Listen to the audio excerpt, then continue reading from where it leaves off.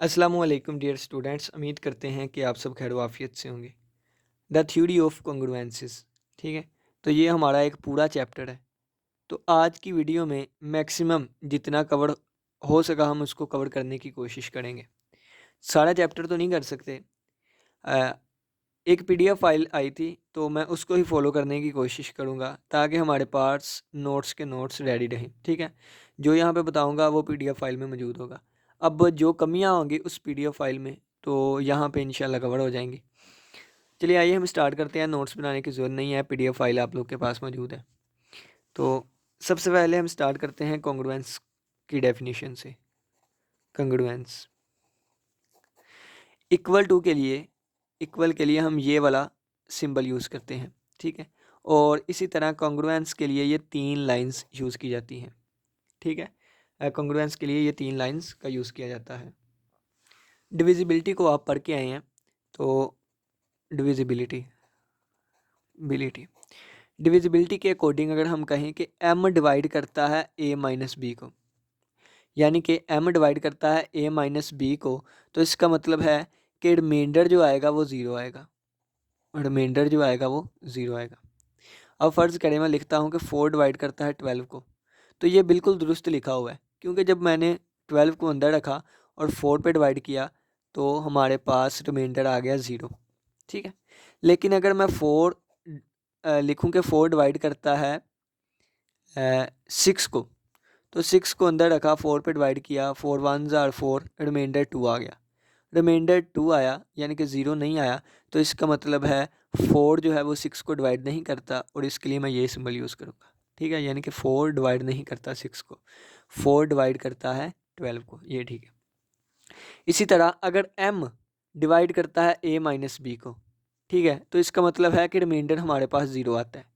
तो अगर इस चीज़ से मैं कॉन्ग्रुएंसी में आना चाहता हूँ, कॉन्ग्रुएंस की लैंग्वेज में आना चाहता हूँ, तो मैं कहूँगा ए माइनस बी कॉन्ग्रुएंस है मॉड्यूलो m, और यहाँ पे रिमाइंडर हमारा ज़ीरो आया, ठीक है।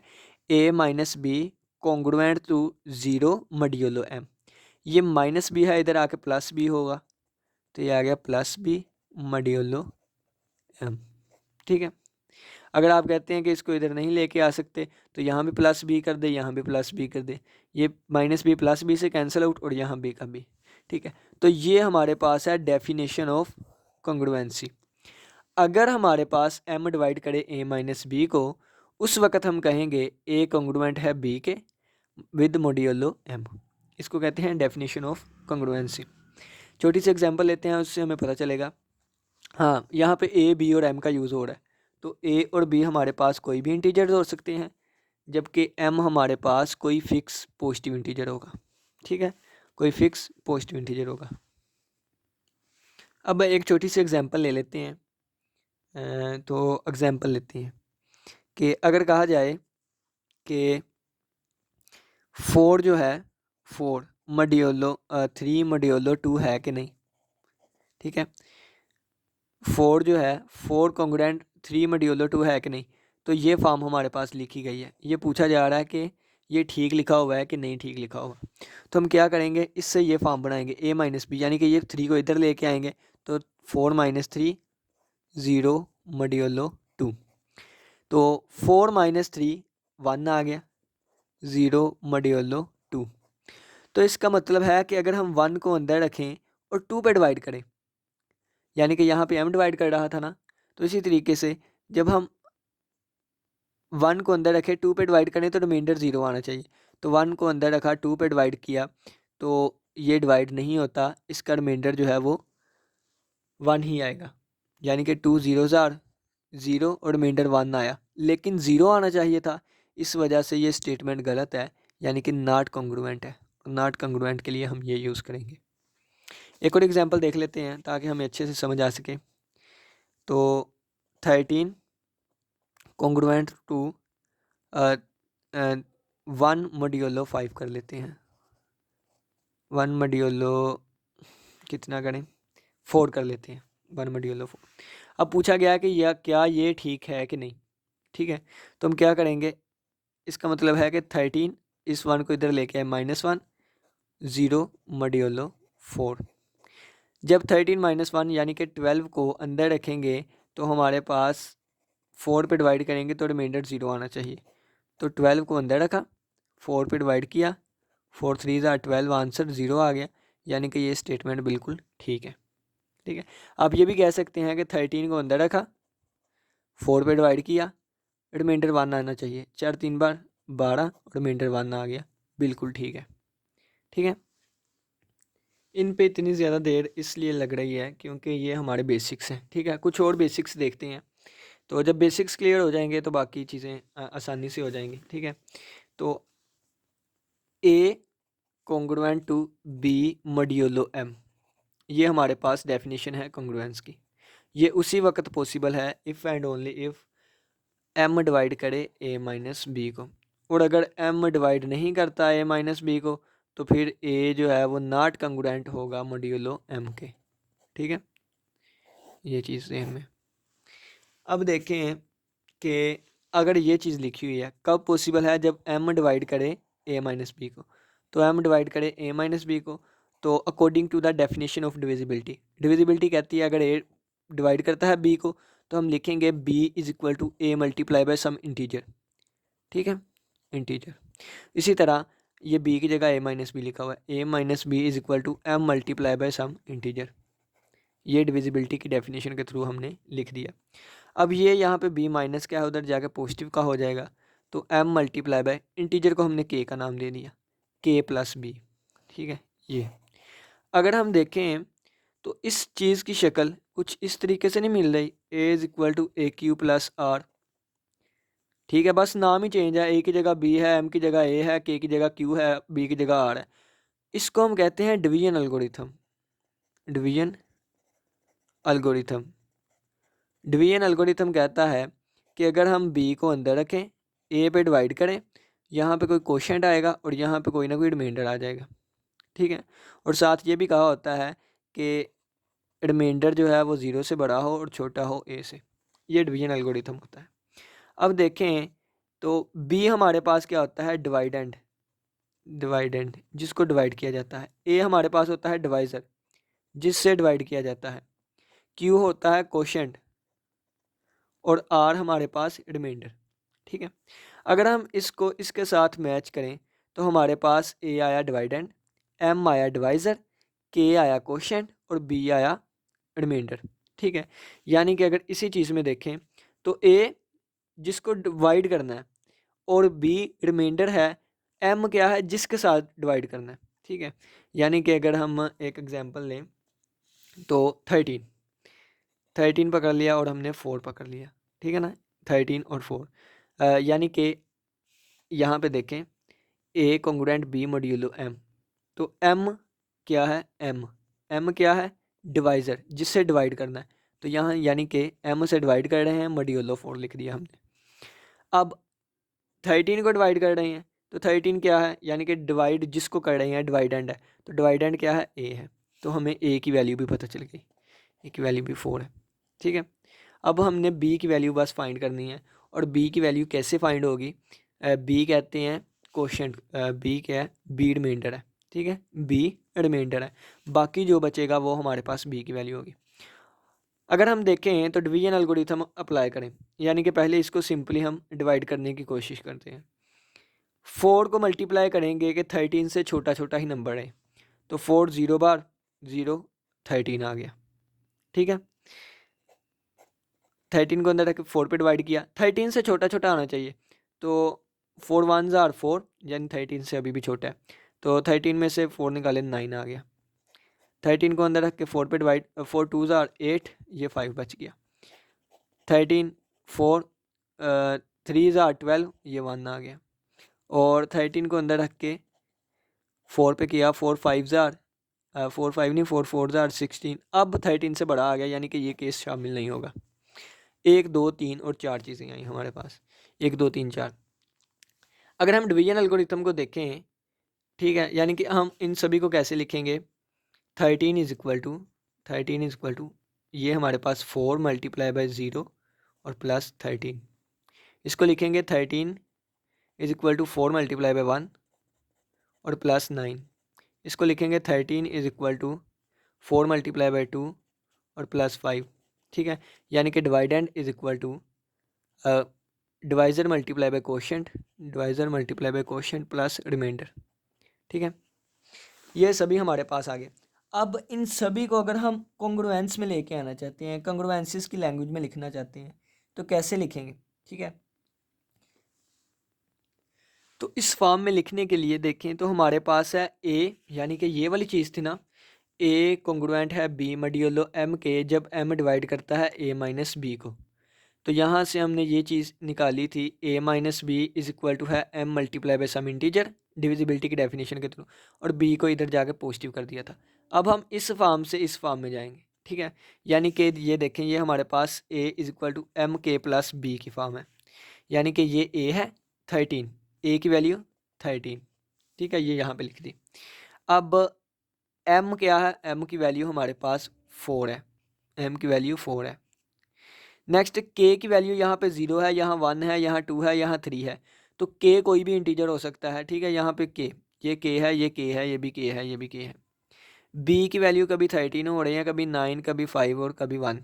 अगर हमारे पास ए is equal to M K plus B लिखा है तो हम इसको लिख सकते हैं ए कॉन्ग्रुएंट है बी मॉड्यूलो एम के। देखें ना कि इसी चीज़ से हमने ये फॉर्म लिखी थी, ठीक है ना, इसी चीज़ से ये, अब इससे ये बनाएंगे, ठीक है। तो देखें तो ए की वैल्यू 13 है, 13, और यहाँ पे कॉन्ग्रुएंट मॉड्यूलो एम, एम की वैल्यू 4 है, ये देखें, तो मॉड्यूलो 4, ठीक है। बी की वैल्यू यहाँ पे कितनी है, 13 है, बी की वैल्यू 13 है, ये 13, ठीक है। इसके ज़रिए हम बनाएंगे तो 13 मॉड्यूलो बी की वैल्यू 9 है, और ये मॉड्यूलो 4, यहाँ से बनाएंगे तो 13 इज़ इक्वल टू, अब बी की वैल्यू कितनी है, 5 है, 5 मॉड्यूलो 4, यहाँ से बनाएंगे तो यहाँ से आएगी 13 कॉन्ग्रुएंट है, अब बी की वैल्यू 1 है, और मॉड्यूलो 4 4 है, ठीक है। तो ये सभी देखें कि हमने डिवीजन एल्गोरिथम की मदद से ये सारी फॉर्म्स बना ली, ठीक है। अब आप इसको चाहें तो मज़ीद आगे एक्सप्लेन कर सकते हैं कि 13 माइनस 13 ज़ीरो, क्या 4 डिवाइड करता है, ज़ीरो को करता है, यानी कि ये ठीक है। अब देखिए 13 माइनस 9 आंसर 4, 4 डिवाइड करता है 4 को, हाँ करता है, ये भी ठीक है। 13 माइनस 5 तो आंसर आया 8, 4 डिवाइड करता है 8 को करता है, बिल्कुल ये भी ठीक है। नेक्स्ट हमारे पास 13 माइनस 1 12, 4 डिवाइड करता है 12 को करता है, ये भी बिल्कुल ठीक है। यानी कि अभी तक हमने सिर्फ यही सीखा, अब बेसिक्स चीज़ों को ही देखा, बेसिक चीज़ें हैं, बस 3 चीज़ें आपने याद रखनी है, और वो ये वाली हैं कि अगर m डिवाइड करता है a माइनस बी को, ठीक है, तो हम लिखेंगे a कॉन्ग्रुएंट है b के मॉड्यूलो m के। जब हमने इसको देखा तो डेफिनेशन के थ्रू डिविजिबिलिटी की, ठीक है, तो यहाँ पे कोई के इंटीजर कह देते हैं, ये डेफिनेशन थी डिविजिबिलिटी की, ठीक है। फिर हमने कहा a is equal to M के, और ये उधर जाके प्लस हो गया, प्लस b, ठीक है। यानी कि अगर देखें तो अकॉर्डिंग टू डिवीजन एल्गोरिथम ये डिवाइडेंट है हमारे पास, डिवाइडेंट, ये हमारे पास रिमाइंडर हुआ करेगा, बाकी चीज़ बचने वाली, और ये हमारे पास डिवाइज़र हुआ करेगा जिससे हमने डिवाइड करना है, ठीक है ना, डिवाइज़र, और ये हमारे पास डिवाइडेंट है, और ये के का इसमें कोई अमल दखल नहीं है, ठीक है। तो बस ये आपने इतनी सी बात याद रखनी है, जो पीछे मैंने इतनी एग्जांपल्स दी वो सारी इस बात को समझाने के लिए थी, ठीक है। इसका मतलब क्या है कि ए को अंदर रख के एम पे डिवाइड किया, ठीक है, यहाँ पे कोई ना कोई इंटीजर के आएगा, उसको छोड़ दें, इसमें के नहीं लिखा हुआ, ठीक है, तो बाकी रिमाइंडर बी बचेगा हमारे पास। अब देखें कुछ एग्जांपल्स दी गई हैं आपकी बुक पे, उनको रिलेट करूँगा इससे। तो 3 जो है ये कंग्रुएंट है 24 मॉड्यूलो 7 के, और एक और एग्जांपल ले लेते हैं कि -11 जो है ये कंग्रुएंट है 1 मॉड्यूलो 4 के, और एक और एग्जांपल लेते हैं 16 कंग्रुएंट है, 16 कंग्रुएंट है 1 मॉड्यूलो 5 के, और एक लास्ट एग्जांपल लेते हैं हम 13 नॉट कंग्रुएंट है 5 मॉड्यूलो 9 के, ठीक है। ये वाली एग्जांपल्स हैं हमारी। अगर इसको देखें तो हमारे पास स्टैंडर्ड फॉर्म है a congruent b modulo 7 modulo m. ये उसी वक्त पॉसिबल होगा जब m डिवाइड करेगा a माइनस बी को, a माइनस बी को m डिवाइड करे उसी वक्त। यानी कि ये चीज़ भी उसी वक्त पॉसिबल होगी जब 3 माइनस 24 को डिवाइड करे 7, 7 डिवाइड करे, यानी कि m जो है डिवाइड करे 3 माइनस 24 को।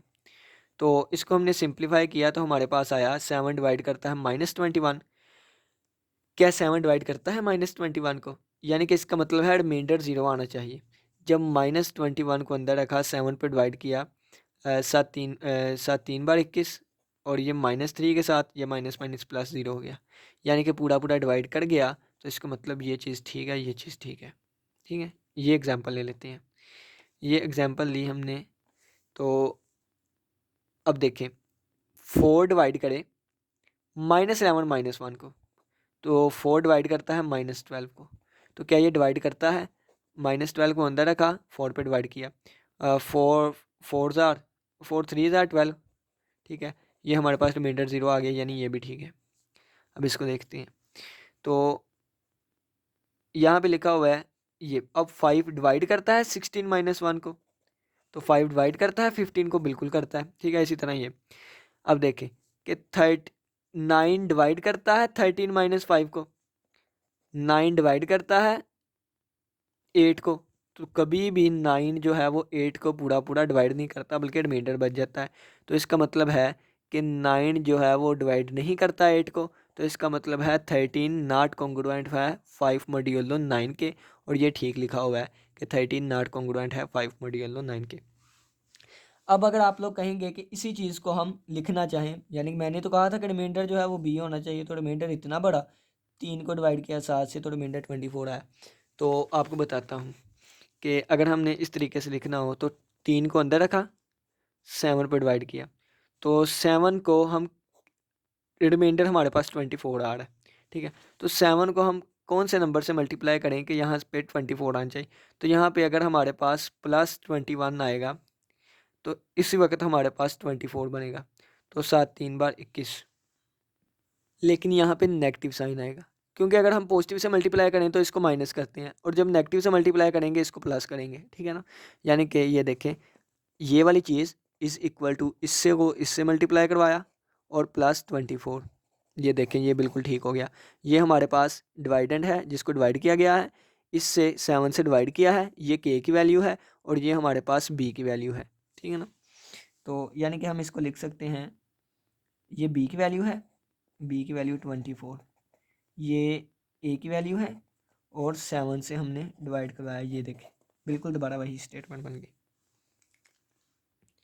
अब हम जल्दी जल्दी चलने की कोशिश करते हैं, और बेसिक तो हमारे क्लियर हो गए। ठीक है, तो यहाँ पे कुछ प्रॉपर्टीज़ आती हैं कि m डिवाइड करता है a माइनस बी को। ठीक है, अगर m डिवाइड करता है a माइनस बी को, तो हम लिख सकते हैं कि क्या लिखेंगे, a minus B is equal to m multiply by some integer k, और हम लिख सकते हैं a is equal to M K plus B. ठीक है, ये लिखा हुआ था बुक में, और PDF फाइल में भी एक प्रॉपर्टी थी।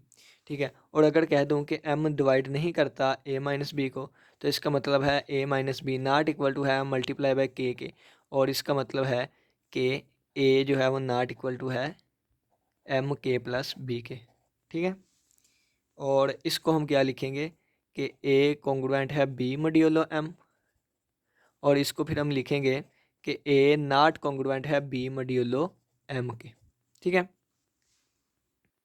नेक्स्ट वाली प्रॉपर्टी है हमारी कि अगर अगर a congruent to b modulo m हो, और a congruent to b modulo d हो, d यहाँ पे क्या है, GCD है। ठीक है, तो इसका मतलब है देन d डिवाइड करें m को भी, और d ग्रेटर देन 0 है। ठीक है, तो एग्जांपल के लिए हम यही देख लेते हैं, यानी कि अगर हम इसको लिखें तो ये आएगा a minus B, m divide करता है a माइनस बी को, तो ये आएगा d डिवाइड करता है a माइनस बी को।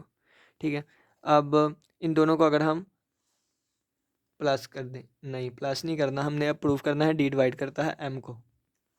तो अब अगर हम इसको ओपन करके लिखें, ओपन करेंगे तो ये आएगा according to definition of divisibility a minus B is equal to m multiply by some integer. तो इस इंटीजर को हम k का नाम दे देते हैं, तो a माइनस बी की वैल्यू आ गई m मल्टीप्लाई बाय k, यहाँ पे हमने पुट की, तो d डिवाइड करता है a minus B multiply by some integer some integer A minus B नहीं, ए माइनस बी की जगह हमने पुट किया एम के। ठीक है, अगर आपने पढ़ा होगा कि अगर ए डिवाइड करता है बी को, देन ए डिवाइड करेगा बी सी को भी। ठीक है, तो ए डिवाइड करता था ए माइनस बी को, यानी कि ए जो है ये कहा जा रहा है कि डी डिवाइड करता है एम के को, यानी कि ए डिवाइड करता है बी सी को। अगर ए जो है वो बी सी को डिवाइड करता है तो इन दोनों में से एक को भी लाजमी डिवाइड करेगा। ठीक है, तो यहाँ से इसका मतलब है कि डी डिवाइड करता है एम को भी। अब यहाँ पे क्वेश्चन पैदा होता है कि क्या के को डिवाइड नहीं कर सकता?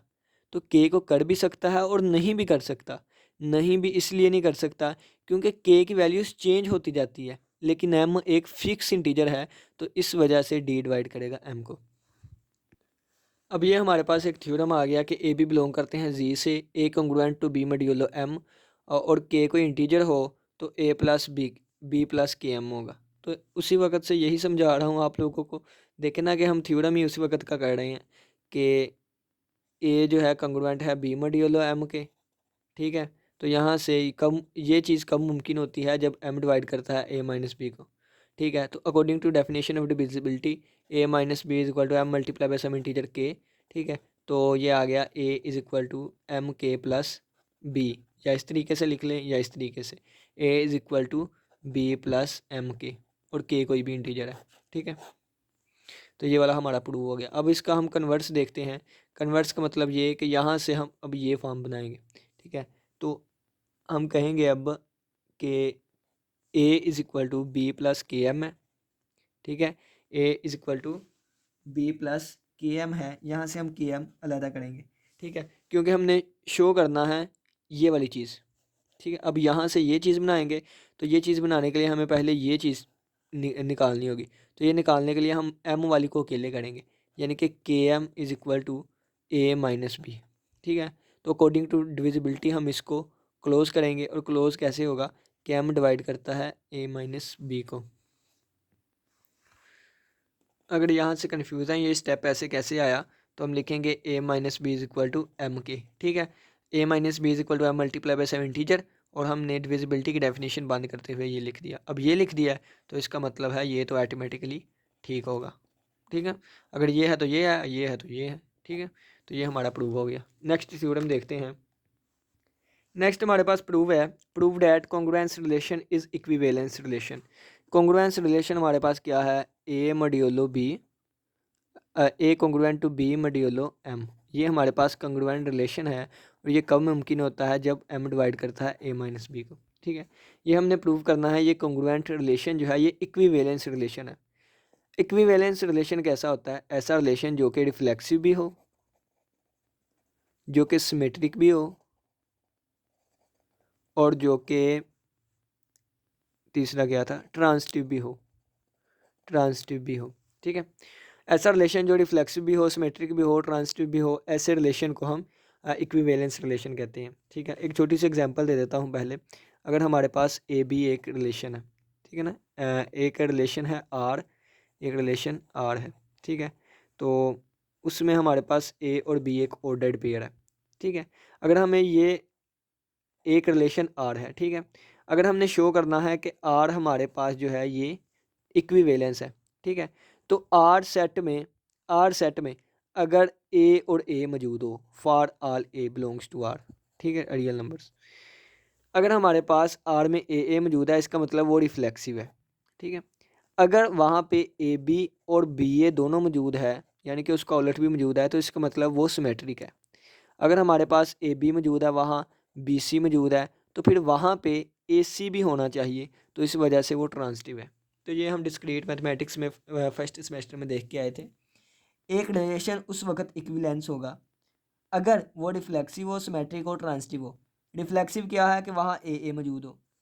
सिमेट्रिक क्या है, अगर ए बी है तो बी ए भी मौजूद हो। ट्रांसिटिव क्या है, अगर ए बी है, बी सी है, तो फिर वहाँ पे ए सी भी होना चाहिए।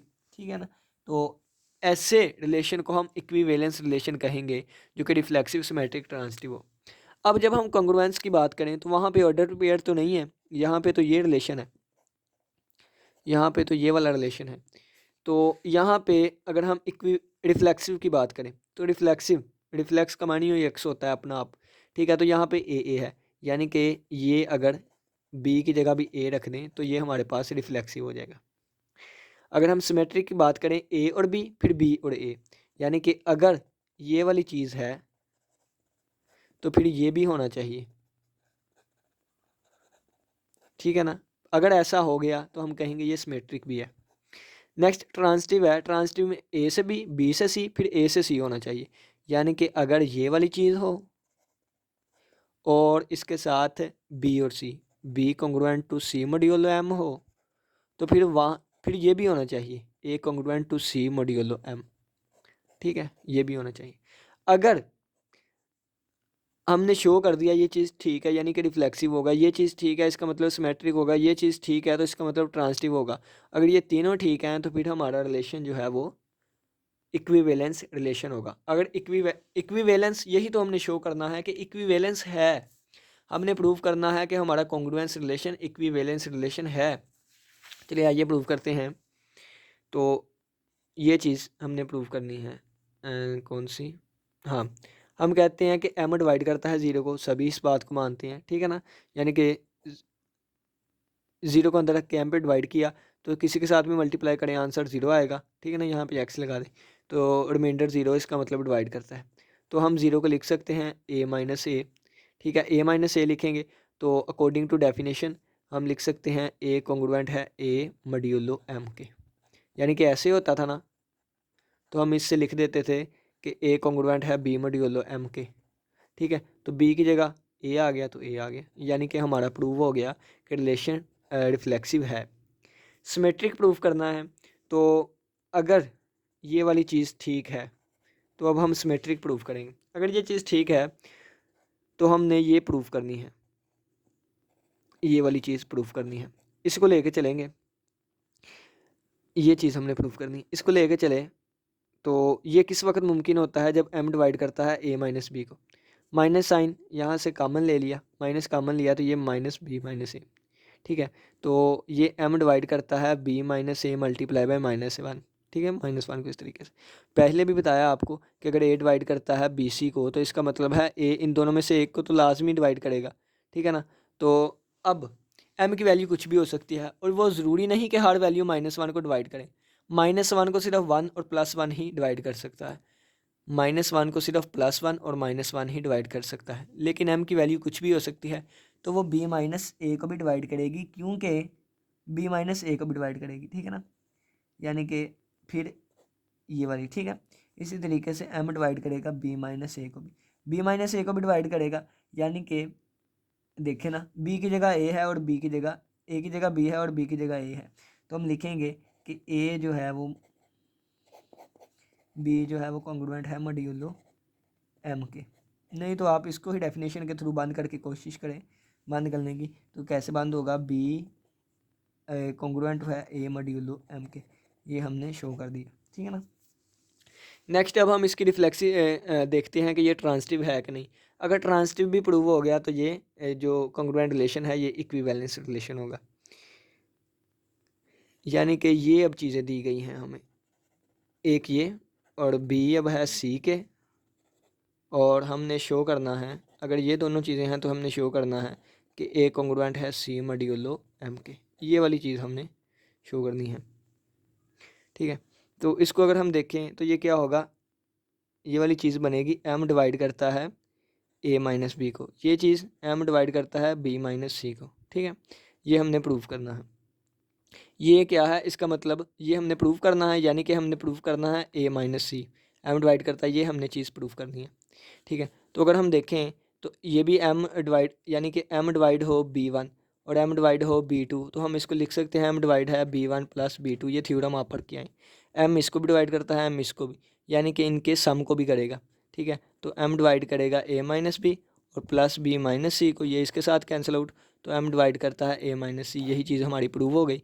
अगर आप ऐसे नहीं प्रूव करना चाहते तो इसको बंद करके लिख दें, तो ये आएगा a कॉन्ग्रुएंट है c मॉड्यूलो m के, ठीक है। ये हमारा रिलेशन रिफ्लेक्सिव भी है, सिमेट्रिक भी है और ट्रांसिटिव भी है। इसका मतलब कि हमारा कॉन्ग्रुएंस रिलेशन जो है वो इक्विवेलेंस रिलेशन है, यही प्रूव करना था और हमने कर दिया। टाइम कम है, नेक्स्ट हम थ्योरम को जल्दी जल्दी कंप्लीट करने की कोशिश करेंगे। नेक्स्ट थ्योरम, ठीक है, थ्योरम नेक्स्ट। ए और बी कोई भी हमारे पास इंटीजर्स हैं और a congruent to b modulo m है। उन्होंने कहा है ये उसी वक्त पॉसिबल है ए और बी के हमारे पास रिमाइंडर सेम हो, यानी कि जो ए का रिमाइंडर है वही बी का रिमाइंडर है, उसी वक्त हम कहेंगे a congruent to b modulo m है। ठीक है, ये हमने प्रूव करना है। तो ये प्रूव करने लगे हैं। ए माइनस बी को डिवाइड करता है एम, ठीक है, यानी एम डिवाइड करता है ए माइनस बी को। और हम इसको लिख सकते हैं according to definition of divisibility, A minus B is equal to M multiply by some integer K कह दिया। ठीक है, तो यहाँ से ए is equal to M K plus B आ गया। ठीक है, अब हम कहते हैं कि जब हमने बी को डिवाइड किया तो उसका भी कुछ ना कुछ रिमाइंडर आएगा, यानी कि जब बी को एम से डिवाइड करेंगे तो उसका कोई ना कोई एक डिवाइज़र आएगा जिससे डिवाइड कर रहे हैं, कोई ना कोई क्वेश्चन और कोई ना कोई रिमाइंडर आएगा। अब ये बी की वैल्यू, बी का कोई भी रिमाइंडर आ गया, ये वाला रिमाइंडर आया, ठीक है ना, इसको रिमाइंडर कहते हैं। बी को डिवाइड किया एम से, कोई क्वेश्चन आया और ये आर रिमाइंडर आ गया। ठीक है, हमारा प्रूव हो गया कि बी का जो हमने बी का रिमाइंडर आर ले लिया। अब हमने साबित करना है कि ए का रिमाइंडर भी आर ही है। ठीक है, तो बी की वैल्यू यहाँ पे पुट की तो एम के प्लस ये देखें एम क्यू प्लस आर। ठीक है, a is equal to m common आ गया, के प्लस आर प्लस ये आ गया। हमने इसको, ये भी एक इंटीजर होगा, इसको एक अलग इंटीजर का नाम दे दिया, यानी कि K1 का नाम दे दिया प्लस आर। तो ये देखें ये एम है, ये एम है। ए का रिमाइंडर आर आया, जब बी का रिमाइंडर आर था तो ए का रिमाइंडर भी आर आया। अगर बी का रिमाइंडर 5 कर दूं, ए का रिमाइंडर भी 5 आएगा। बी का रिमाइंडर 7 कर दूं, ए का रिमाइंडर भी 7 आएगा। यानी कि हमने प्रूव कर दिया कि ए और बी का रिमाइंडर सेम होगा।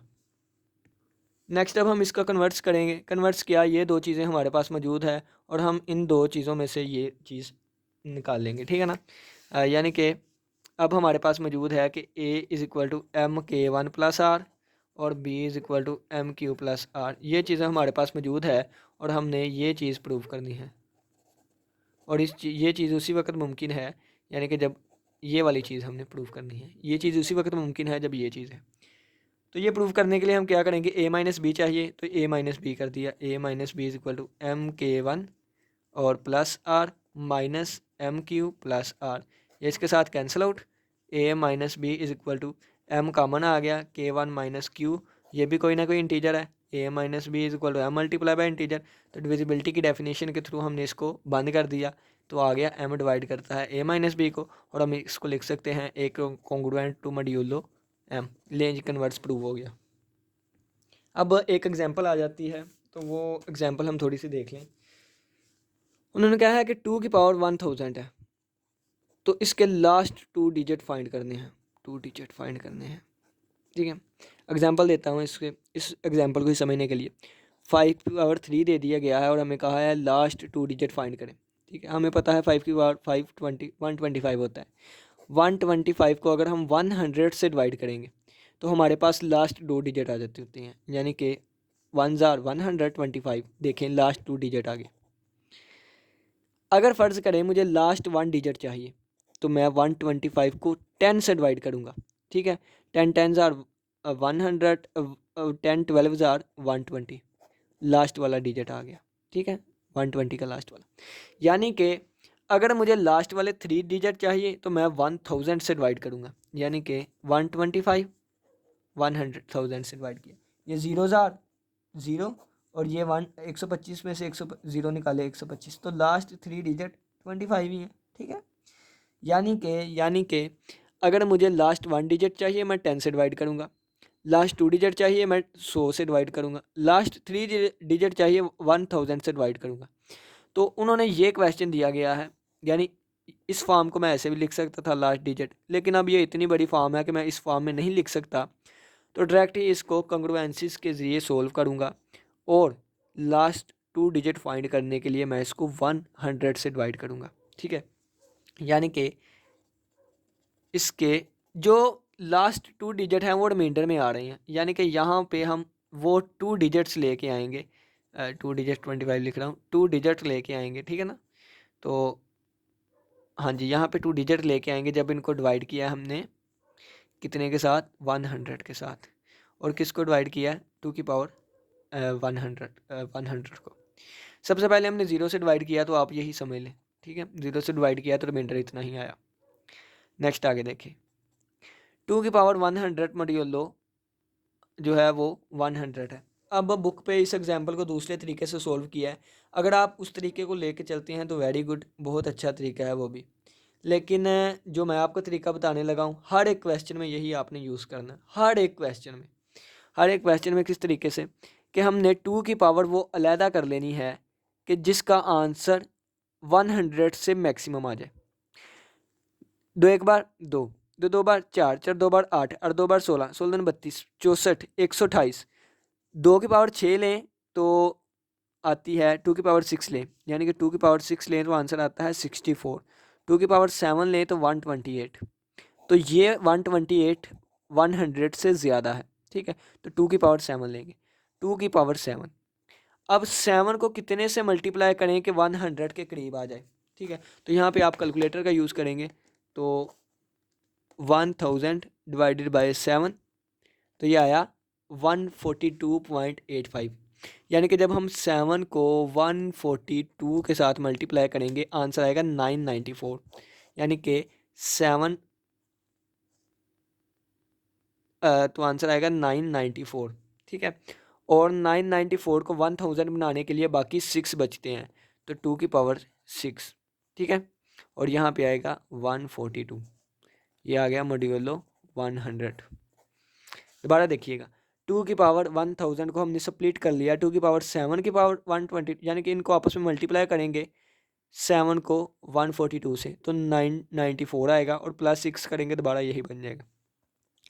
अब ये 128 है, तो 128 को 100 से डिवाइड करेंगे तो 28 रिमाइंडर बचेगा, और इसकी पावर 142 और 2 की पावर 6 मॉड्यूलो 100, ठीक है।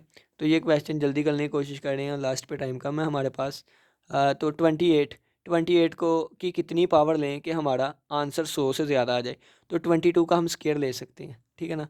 यानी कि 22 का जब हम स्केयर लेंगे तो आंसर आएगा 748, ठीक है। जब 28 का हम स्केयर लेंगे तो 28 का स्केयर और ऊपर कितनी आएगी, 2 7 बार 14, 2 1 बार 2, ठीक है।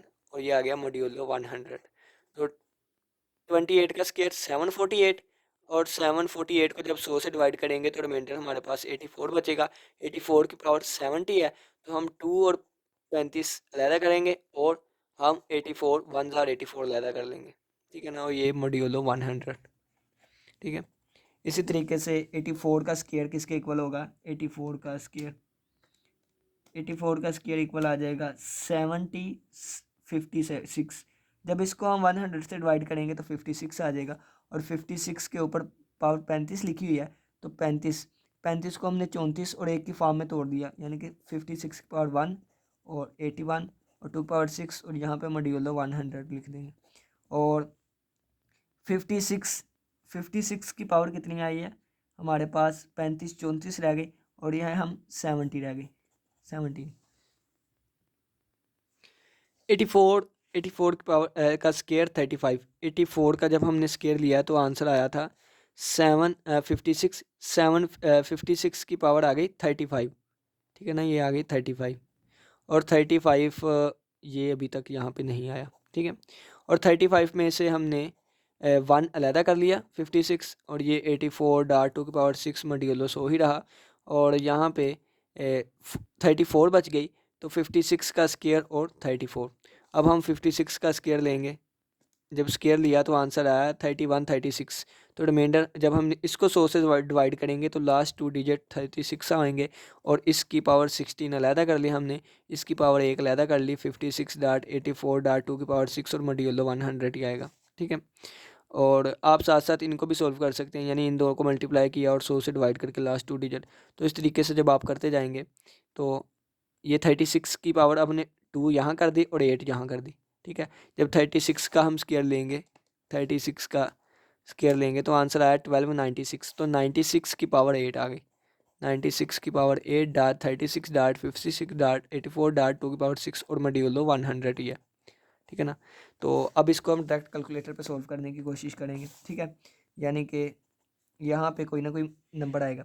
96 का स्केयर 9216 यानी कि एंड पे 16 आ गया, तो अब लिखेंगे 16 की पावर 4। ठीक है, ये चीज़ें वैसे ही आई नीचे। अब 16 की पावर 4 है तो हम डायरेक्ट लिखेंगे 16 की पावर 4 और multiply by 36। Answer multiply by 36 multiply by 56 multiply by 84 multiply, बस इतना ही। तो ये अभी भी लेंथ ही हो रहा है। तो ये आ गया 16 की पावर 4। तो 16 की पावर 4 किसके इक्वल होती है?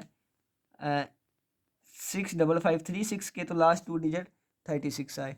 36 multiply by 36 multiply by 56 multiply by 84 multiply by 2 की पावर 6 और मॉड्यूलो 100 है। ठीक है, तो इन सभी को आपस में मल्टीप्लाई करेंगे तो हमारे पास आंसर आएगा 56 मल्टीप्लाई बाय 84 मल्टीप्लाई बाय 2 की पावर 6 यानी कि 64। तो इन सभी का आखिर वाले दो देखें तो हमारे पास कितने आ रहे हैं? 76। तो हमारे पास 76 मॉड्यूलो 100 आ गया। तो ये 76 लेस देन है 100 से, तो इसका मतलब है कि 76 ही हमारे लास्ट 2 डिजिट्स हैं। ये तरीका टाइम कम होने की वजह से हमने जल्दी करने की कोशिश की। उम्मीद तो है समझ नहीं आई होगी जितनी जल्दी करने की कोशिश की है। नेक्स्ट सिर्फ दो बातें रह गई, एक लीनियर कॉन्ग्रुएंस और एक पोलिनोमियल कॉन्ग्रुएंस। लीनियर कॉन्ग्रुएंस की बात करते हैं, ए एक्स कॉन्ग्रुएंट है बी मॉड्यूलो एम के और ए जो है वो 0 नॉट हो। ठीक है, एग्जाम्पल देख लेते हैं। एग्जाम्पल यही कि इनका हम सोल्यूशन कैसे फाइंड करते हैं। तो एक क्वेश्चन हमने उठा लिया, क्वेश्चन है एक्सरसाइज 4.8 का क्वेश्चन नंबर ए है 15x 19 मॉड्यूलो 35। ठीक है, तो सबसे पहले आपने क्या करना है, इसका और इसका जीसीडी फाइंड करना है। 15 और 35 का हमने जीसीडी फाइंड किया, तो 35 को अंदर रखा, 15 पे डिवाइड किया, 2 ज़ार 30 और पीछे बचा 5। 15 को अंदर रखा, 5 3 बार 15, तो हमारे पास ये 5 जीसीडी आ गया। अब ये 5 जीसीडी आ गया तो क्या ये 5 19 को डिवाइड करता है? तो ये नहीं करता, इसका कोई यूनिक सोल्यूशन नहीं है। ठीक है, क्वेश्चन सॉल्व हो गया। अब जिसका यूनिक सोल्यूशन आ जाए, यानी कि यूनिक सोल्यूशन नहीं है, अब जिसका कोई यूनिक सोल्यूशन आता है अब हम वो क्वेश्चन लेते हैं। क्वेश्चन नंबर बी है 3x 5 मॉड्यूलो 11। ठीक है, इन दोनों का जीसीडी फाइंड किया तो हमारे पास 1 आया। ठीक है, 11 को तीन तीन बार 9 और ये 2, और अब 3 को अंदर रखा, 2 1 ज़ा 2 और ये 1, और 2 को अंदर रखा, 2 1 2 2, ये रिमाइंडर 0 आ गया, 1 के साथ डिवाइड किया था। तो 1 जीसीडी है इन दोनों का भी, इन दोनों का भी, यानी कि 3 और 11 का जीसीडी 1 है। और 1 डिवाइड करता है 5 को, बिल्कुल करता है। इन दोनों का जो जीसीडी आता है फिर वो नंबर इसको भी डिवाइड करना चाहिए। अगर इसको डिवाइड ना किया तो कोई सोल्यूशन नहीं, अगर डिवाइड कर गया कोई यूनिक सोल्यूशन नहीं, और अगर इसको डिवाइड कर गया तो इसका मतलब इसका यूनिक सोल्यूशन आता है। यूनिक सोल्यूशन कैसे फाइंड करेंगे? तो इसी को एल्गोरिथम लिखें, यानी कि हम लिखेंगे 11 इज इक्वल टू 3 3 ज़ार 9 प्लस 2। फिर हम इस 3 के उठाएंगे, 3 is equal to 2 multiply by 1 plus 1, इसको हमने 1 कह दिया, इसको हमने 2 कह दिया। ठीक है, और हम इसको लिखेंगे यानी कि 2 is equal to 1 plus 2 multiply 0। ठीक है, अब ये हमारे पास क्या आ गया, अब ये हमारे पास क्या आ गया, डिवीजन एल्गोरिथम आ गया। ठीक है, नेक्स्ट अब देखें, अगर हम स्टेप नंबर 2 को देखें तो जीसीडी 1 था, 1 इज इक्वल टू ये चीज़ उधर जाकर माइनस होगी, 3 मल्टीप्लाई बाय 2 प्लस 1। ठीक है, अब 1 इज इक्वल टू, अब 1 की मदद हमने लिया कोई ये नंबर 1 की, 3 माइनस 2 की जगह ये 2 है, इसको उधर ले गए, 11 minus 3 multiply by 3, 11 minus 3 multiply by 3, और ये साथ 1 मल्टीप्लाई होगा। तो 1 इज इक्वल टू 3 माइनस 11 और minus minus plus 3 multiply by 3। ठीक है, और ये 1 इज इक्वल टू 3 1 और 3 3, तो हो गया 3 4 और माइनस 11। ठीक है, ये हमारे पास आ गया लीनियर कम्बिनेशन। ठीक है ना, जीसीडी के जरिए लीनियर कम्बिनेशन हमारे पास आ गया। हमें यहाँ पे देखें तो 5 चाहिए था, हमने दोनों तरफ 5 से मल्टीप्लाई किया, तो 5 इज इक्वल टू, और ये 3 वैसे ही रहने दिया, 5 को 4 से 20 हो गया, माइनस 11 को 5 से मल्टीप्लाई। अब यहाँ पे हम मॉड्यूलो अप्लाई कर देते हैं। जब हम मॉड्यूलो अप्लाई करेंगे तो 3 20 माइनस 11 5, और हम कहेंगे मॉड्यूलो 11 है। ठीक है, यहाँ पे भी ठीक है, ये हम लिखेंगे 5 का हम, ठीक है, ये 11 है, तो ये चीज़ हम वैसे ही रखेंगे।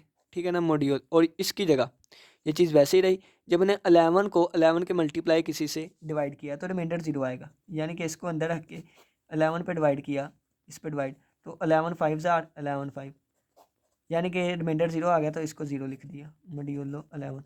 ये चीज़ तो 0 है इसकी, खैर, तो ये आ गया 320 मॉड्यूलो 11। अब इसको इधर ले गए, इसको इधर ले गए, ठीक है, तो ये -320 और ये कॉन्ग्रुएंट टू 5 -5 मॉड्यूलो 11। दोनों तरफ से नेगेटिव साइन कैंसिल आउट कर दिए, या आप ये कह दें कि दोनों से हाँ, दोनों साइड से हमने नेगेटिव साइन कैंसिल कर दिए, तो ये आ गया 320 कॉन्ग्रुएंट टू है 5 मॉड्यूलो 11। तो इसको और अपने क्वेश्चन को अगर हम कंपेयर करें तो देखें 3x ये 5 मॉड्यूलो 11, ये आ गया 5 मॉड्यूलो 11, यहाँ 3 मल्टीप्लाई हो रहा है, यहाँ भी 3 मल्टीप्लाई हो रहा है, तो साथ x की वैल्यू कितनी आई 20, यानी कि यूनिक आंसर आ गया x = 20। अब हमारे पास पोलिनोमियल कॉन्ग्रुएंस आ जाती है, वीडियो लेंथी है तो सिर्फ हम एग्जांपल देख लेते हैं, कोई भी एक पोलिनोमियल ले लें। पोलिनोमियल आपकी बुक में जो लिखी हुई है 14x⁴ + 7x³ + 9x² - 7x + 2 congruent to 0। Polynomial congruence के लिए आपको कोई ना कोई मॉड्यूलो लेना पड़ता है, तो हमारी जो किताब है उसमें एक दफ़ा मॉड्यूलो 14 लिया गया, एक दफ़ा 7 और 3, और जब ये मॉड्यूलो लिए गए हैं तो हमने इसकी डिग्री फाइंड करनी है, ठीक है, डिग्री फाइंड करनी है। तो डिग्री कैसे फाइंड करते हैं, अगर रिमाइंडर 0 आ जाए उस वक्त डिग्री नहीं होगी, अगर रिमाइंडर 0 आ जाए वो डिग्री नहीं होगी। जब हमने मॉड्यूलो 14 लिया तो हाईएस्ट डिग्री से हमने छोटी की तरफ जाना, यानी कि 4 3 2 1 0 इस तरह जाना। यहाँ पे x 0 है ना, 14 से डिवाइड करना है, तो यहाँ भी 14 लिखा है, 14 को अंदर रख के, इस 14 को अंदर रख के 14 पे डिवाइड किया, 14 1 जार 14, रिमाइंडर 0 आ गया, इसको छोड़ दें। अब इसको पकड़ लें, रिमाइंडर 0 नहीं आना चाहिए।